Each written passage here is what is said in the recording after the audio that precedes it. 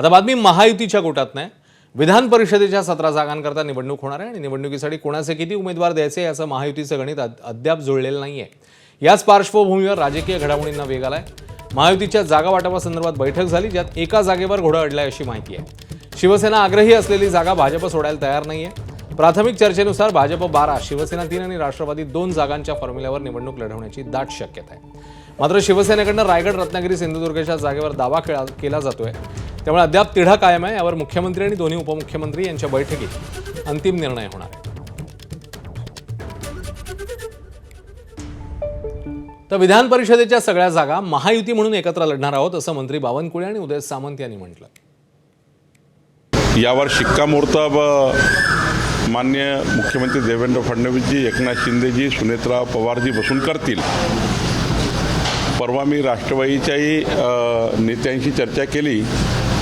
त्या बैठकीला सुनेत्रा पवारजी, पार्थ पवारजी, छगन भुजबळजी, सुनील तटकरजी आम्ही सर्व होतो। त्या बैठकीतही महायुतीबद्दल चर्चा झाली आणि राष्ट्रवादी काँग्रेससुद्धा यामध्ये महायुतीमध्ये समाविष्ट असणार आहे आणि त्यामुळं विधान परिषदेच्या जागा या महायुतीमध्येच लढल्या जाणार आणि मला विश्वास आहे की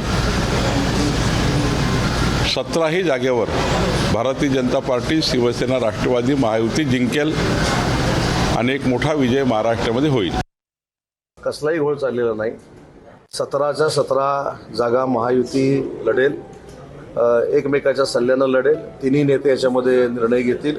त्याच्यामध्ये देवेंद्रजी असतील, आमचे पक्षप्रमुख एकनाथ शिंदेसाहेब असतील आणि सुनेत्रा वहिनी असतील। सीएम साहेबांचं आणि आमचं बोलणं रोजच होत असतं। आज देखील बोलणं झालेलं आहे, पण ते काय झालं, कसं झालं, जर आताच तुम्हाला जर सांगितलं तर तुम्ही ब्रेकिंग कशी द्याल ना? रोज ब्रेकिंग आली पाहिजे। नाशिक आणि रायगडच्या जागेवरून चर्चा सुरू होती, मागणी देखील आहे शिंदे साहेबांची। 17च्या 17 जागेवर चर्चा सुरू आहे। 17च्या 17 जागा महायुती म्हणून आम्ही लढणार आहोत आणि 17च्या 17 जागा महायुती म्हणून आम्ही जिंकणार आहोत।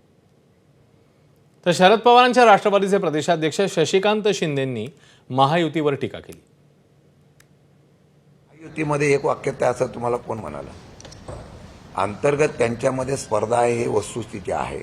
प्रत्येकजण आपला पक्ष वाढवण्याच्या संदर्भातला प्रयत्न करतोय आणि तो पक्ष वाढवताना एकमेकावर कुरघोडी करण्याचा प्रयत्न होतोय।